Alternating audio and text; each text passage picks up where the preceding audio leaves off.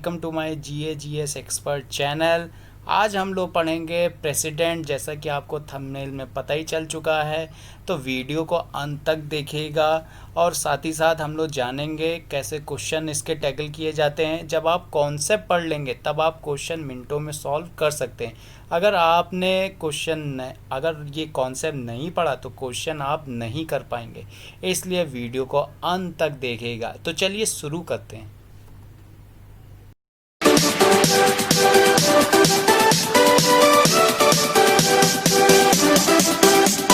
आप भी प्रेसिडेंट को कैटेगराइज कर लीजिए ताकि कोई भी पॉइंट आपका मिस ना हो।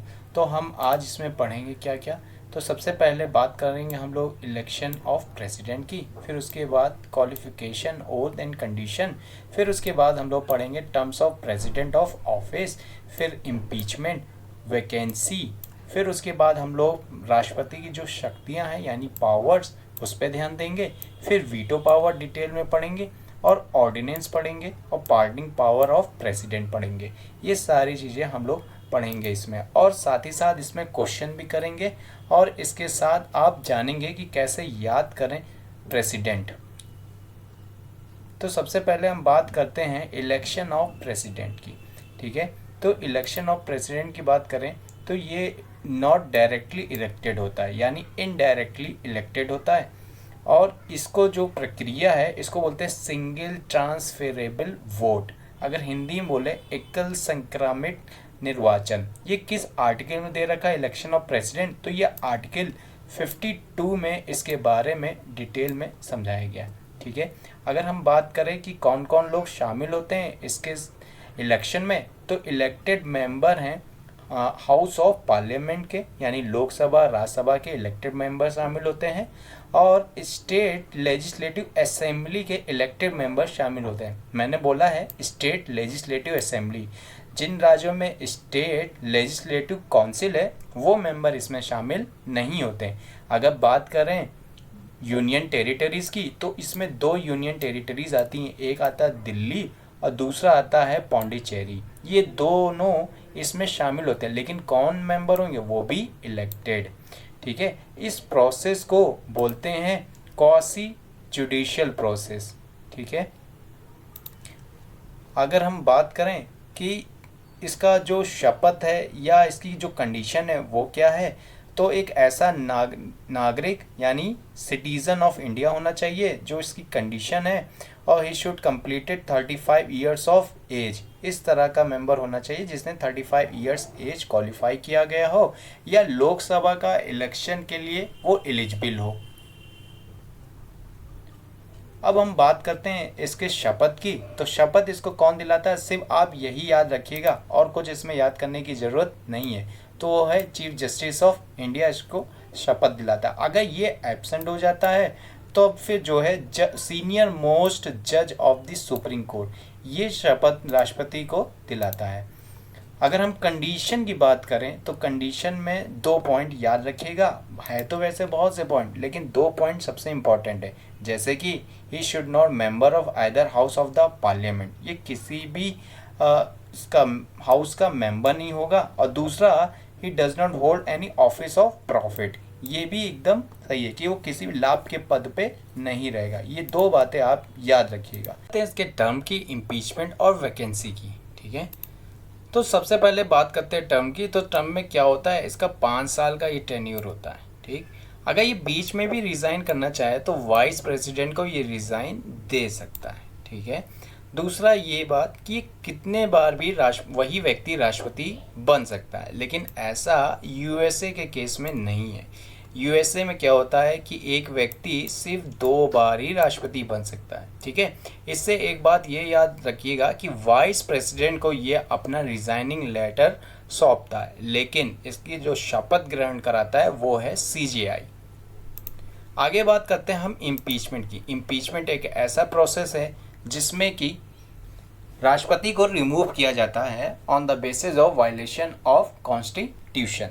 जैसे कि किसी भी हाउस में ये प्रेजेंट किया जाता है तो 1/4 मेंबर उसको चेक करते हैं चार्जेस को, लेकिन उससे पहले 14 डेज का इसको नोटिस दिया जाता है। ये कई बार क्वेश्चन एग्जाम में पूछा भी गया है।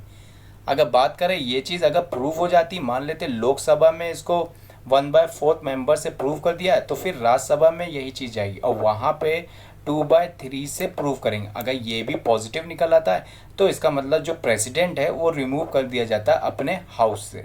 ठीक, इस पूरी प्रक्रिया में प्रेसिडेंट अपना ये प्रोसेस देख सकता है और इस प्रोसेस को एक नाम भी दिया गया है। इस प्रोसेस को बोला जाता है क्वासी जुडिशियल प्रोसेस। ठीक, अगर हम लोग बात करें इसके वैकेंसी की, तो राष्ट्रपति की वैकेंसी तब आती है जब इसका टेन्योर 5 साल का कंप्लीट हो जाता है और या फिर उसने रिजाइनेशन दे रखा हो या फिर इम्पीचमेंट के थ्रू रिमूव कर दिया गया हो या फिर उसकी डेथ हो जाए। आपको बता दें भारत में अभी तक ऐसा कोई राष्ट्रपति नहीं बना जिसके ऊपर इम्पीचमेंट चला हो। ठीक है, अब एक और बात याद रखिएगा जो कि यहाँ पे है, नॉमिनेटेड मेंबर जो होते हैं किसी भी सदन के यानी लोकसभा या राज्यसभा, वो लोग पार्टिसिपेट इसमें करते हैं इसके इम्पीचमेंट में। और जो इलेक्टेड मेंबर है स्टेट लेजिस्लेटिव और यूनियन टेरिटरीज में, दिल्ली और पौंडीचेरी की, ये लोग इसमें शामिल नहीं होते हैं। ठीक है, जो कि शामिल होते हैं इसके इलेक्शन के टाइम। और ये जो नॉमिनेटेड मेंबर हैं ये भी जो है शामिल नहीं होते हैं इलेक्शन के टाइम, लेकिन इसमें शामिल होते हैं इम्पीचमेंट की प्रोसेस में। पावर्स की तो सबसे पहले आ जाती है एग्जीक्यूटिव पावर। एग्जीक्यूटिव पावर क्या होती हैं, जैसे कि प्रधानमंत्री का अपॉइंटमेंट करना, उससे रिलेटेड काउंसिल ऑफ मिनिस्टर में किसी भी मिनिस्टर का अपॉइंटमेंट करना, या फिर यूपीएससी के अध्यक्ष का अपॉइंटमेंट करना, या फिर अटॉर्नी जनरल का अपॉइंटमेंट करना, या फिर सीएजी का अपॉइंटमेंट करना, या फिर एससी एसटी जो कमीशन है उसके अध्यक्ष का अपॉइंटमेंट करना, ये आ जाता है एग्जीक्यूटिव पावर्स में। ठीक, वैसे तो पावर बहुत सारी हैं लेकिन ये अपॉइंटमेंट हो गया, ये पावर मैंने आपको बता दी है। लेजिस्लेटिव पावर की अगर बात करें तो पार्लियामेंट को स्थगित करना या उसको बुलाना ये लेजिस्लेटिव पावर है, या किसी भी मिनिस्टर को अपॉइंट करना ये भी एक लेजिस्लेटिव पावर है। अब बात करते हैं फाइनेंशियल पावर की, तो कोई भी बिल बनता है, पेश किया जाता है मनी बिल, तो सबसे पहले राष्ट्रपति को सूचना उसकी दी जाती है। ठीक है, अगर हम बात करें जुडिशियल पावर की, तो जुडिशियल पावर भी क्या होता है कि ये अपॉइंट कर सकता है चीफ जस्टिस और जज ऑफ सुप्रीम कोर्ट और हाई कोर्ट के जजेस को। ठीक है, अगर उसके बाद अगर हम डिप्लोमेटिक पावर की बात करें तो जितने भी इंटरनेशनल ट्रीटीज़ एग्रीमेंट होते हैं वो सब इसी के नाम पे ही किए जाते हैं। ठीक, अगर हम बात करें मिलिट्री पावर की, तो जितने भी चीफ अपॉइंटमेंट होते हैं जैसे आर्मी है, नेवी है, एयरफोर्स है, इन सब के चीफ का अपॉइंटमेंट भी प्रेसिडेंट करता है। ठीक है, अगर हम बात करें इमरजेंसी पावर की, तो इमरजेंसी पावर 3 तरह की होती है, जैसे नेशनल इमरजेंसी जो आर्टिकल 352 में, प्रेसिडेंट रूल जो आर्टिकल 356 और 365 में है, और फाइनेंशियल इमरजेंसी जो आर्टिकल 360 में है।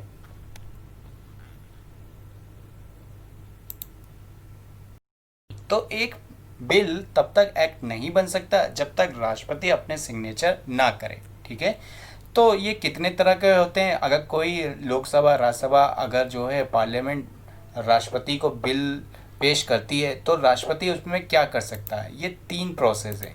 या तो उसको जो है एसेंट अपनी रजामंदी दे सकता है, पहला पॉइंट है, या फिर जो है विद होल्ड कर सकता है। ठीक है, और या फिर तीसरा है दोबारा उसको जो है पेश करेंगे, रिटर्न दी बिल करेगा। ठीक, लेकिन ये मनी बिल का केस नहीं होता है। ठीक, बात करते हैं कितने वीटो पावर है हमारे इंडियन प्रेसिडेंट के बाद, तो हमारे इंडियन प्रेसिडेंट के बाद 3। ये जो क्वालिफाइड है ना, ये हमारे यहाँ नहीं है।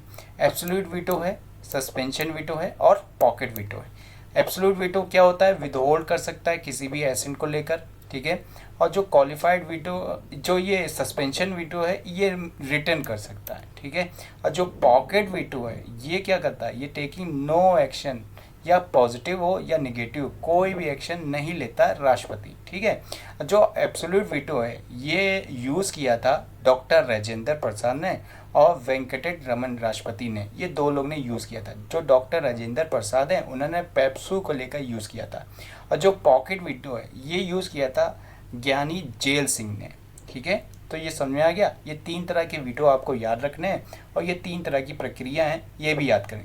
ये जो वीटो पावर है ये तो सेंट्रल को लेकर है और प्रेसिडेंट स्टेट को लेकर भी वीटो पावर यूज़ कर सकता है। ठीक है, आर्टिकल 123 में राष्ट्रपति को ये शक्तियां दी गई हैं कि वह अध्यादेश जारी कर सकता है, लेकिन ये एक तरह की टेम्परेरी होती हैं। ठीक है, अब ये इसमें होता क्या है, अगर दोनों हाउस नहीं है तब ये जारी की जा सकती हैं, अगर एक भी हाउस नहीं है तो भी राष्ट्रपति इसको जारी कर सकता है, और अगर कुछ सर्कमस्टेंसेस ऐसे आ गई हैं तब जारी कर सकता है। इसका जो मैक्सिमम पीरियड होता है वो सिर्फ 6 मंथ या 6 वीक्स होता है। ठीक है, प्रेसिडेंट इसको परमानेंट कर सकता है अगर इसको काउंसिल ऑफ मिनिस्टर अप्रूव करते।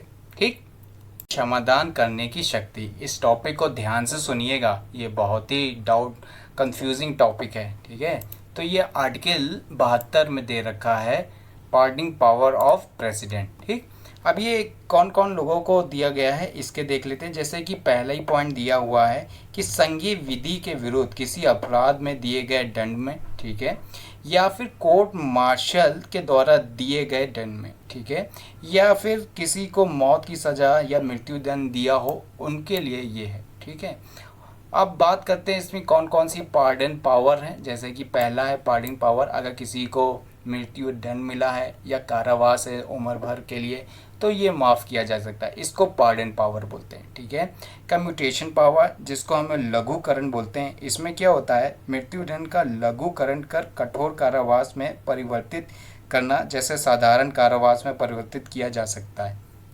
तीसरा है रीमिशन, ठीक, जिसको हम लोग परिहार बोलते हैं। इसका उदाहरण के लिए 2 वर्ष के कठोर कारावास को 1 वर्ष के कठोर कारावास में परिहार करना। चौथा जो है वो है रीमिशन, जिसको हम लोग विराम बोलते हैं। जैसे किसी दोषी को मूल रूप में दी गई सजा को किन्हीं विशेष परिस्थिति में कम करना। ठीक है, विशेष परिस्थिति में कम करना, जैसे कि अगर कोई महिला गर्भावस्था में तो उस टाइम उसको उस अवधि के लिए उसको ब्रेक दे देना। ठीक है, आगे है नेक्स्ट है 5th रिप्रीव बोला जाता है, जिसको प्रविलंबन बोला जाता है। इसका अर्थ है किसी दंड में अस्थायी रोक लगाना। ठीक है, इसका उदाहरण है कि दोषी व्यक्ति को क्षमा याचना अथवा दंड के स्वरूप परिवर्तन की याचना के लिए समय देना। ठीक, तो ये इसकी पार्डनिंग पावर्स हैं। लेते हैं हम लोग आर्टिकल्स की, जो कि इसके दे रखे हैं राष्ट्रपति के। सबसे पहला जो आर्टिकल्स है आर्टिकल नंबर 52 है, जिसमें बोला गया है प्रेसिडेंट ऑफ इंडिया। आर्टिकल 53 है, जिसमें बोला गया है executive power of the union. ये कई बार क्वेश्चन पूछा गया है, यूपी पीसीएस में भी पूछा गया है और भी स्टेट पीसीएस के एग्ज़ाम में पूछा गया है, इसलिए इसको आप लोग याद रखिएगा, और जो मैं सर्किल करूँगा उसको भी आप लोग याद रखिएगा। इलेक्शन ऑफ प्रेसिडेंट, ये भी आर्टिकल पूछा गया है कई बार। ठीक है, manner of election of president, term of office of president, eligibility for री इलेक्शन, ये आर्टिकल 56 में है, ये भी कई बार पूछा गया है क्वेश्चन। ठीक है, अब बात करते हैं क्वालिफिकेशन में, तो ये 58 आर्टिकल जो हम लोग ने क्वालिफिकेशन इलेक्शन प्रेसिडेंट के लिए हम लोग ने पढ़ा था। ठीक है, अब आर्टिकल 59 है, जो कि कंडीशन ऑफ प्रेसिडेंट ऑफिस है। ठीक है, ये भी आर्टिकल कई बार पूछा गया है। और ये आर्टिकल 61 जो कि इम्पीचमेंट के लिए है, ये आर्टिकल भी पूछा गया है। ठीक है, बात करते हैं अब वाइस प्रेसिडेंट का भी आर्टिकल इसमें दे रखा है। ठीक है, अब इसके और भी आर्टिकल्स हैं जो इसमें दे रखे हैं, जैसे कि 74 है, काउंसिल ऑफ मिनिस्टर के लिए आर्टिकल दे रखा है, अटॉर्नी जनरल का आर्टिकल दे रखा है। ठीक है, जो कि हम लोग जब ये पढ़ेंगे अटॉर्नी जनरल और काउंसिल ऑफ मिनिस्टर, तब इसका हम लोग आर्टिकल पढ़ लेंगे। ठीक है, अब इसमें हम बात करते हैं कि शुरू से लेकर अंत तक कौन कौन से राष्ट्रपति बने हैं। तो सबसे पहले बने हैं राजेंद्र प्रसाद, फिर है डॉक्टर एस राधाकृष्ण, फिर है जाकिर हुसैन, फिर है वैज्ञा गिरी। ठीक है, वीवी गिरी के नाम से भी ये फेमस है, जिन्होंने पॉकेट वीटो का इस्तेमाल किया था, जो कि हम लोग पढ़े थे उसमें। फिर उसके बाद है फखरुद्दीन। ठीक है, फिर उसके बाद है नीलम रेड्डी। ठीक है, फिर ज्ञानी जेल सिंह है, फिर उसके बाद जो है रामास्वामी वेंकट है। ठीक है, फिर उसके बाद है शंकर दयाल है।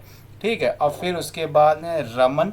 ठीक है, फिर एपीजे अब्दुल कलाम है। ठीक है, फिर ये पहली महिला राष्ट्रपति बनी है प्रतिभा पाटिल, फिर प्रणब मुखर्जी, फिर रामनाथ गोविंद। अब इसको याद करना है तो सबसे अच्छा तरीका है ये राजू की राधा जाकर गिरी फखरुद्दीन रेड्डी की जेल में, तब रामा शंकर नारायण की कलम से प्रतिभा निकली प्रणब की, और ये कहानी बताई रामनाथ गोविंद जी ने। ठीक है, तो ये आप कई बार पढ़िएगा तो ये आपको याद हो जाएगा, इसके वजह से आपको इन सब प्रेसिडेंट का नाम भी याद हो जाएगा।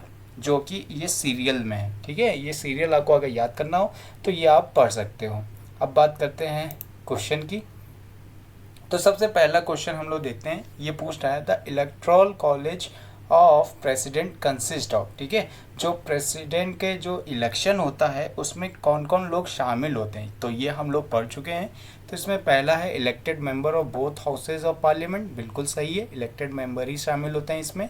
ठीक है, दूसरा कह रहा है elected member of both houses of state legislative, ये डाउट है, दोनों हाउस के लोग नहीं शामिल होते, सिर्फ एक ही हाउस के लोग शामिल होते हैं। तो सेकंड गलत हो गया।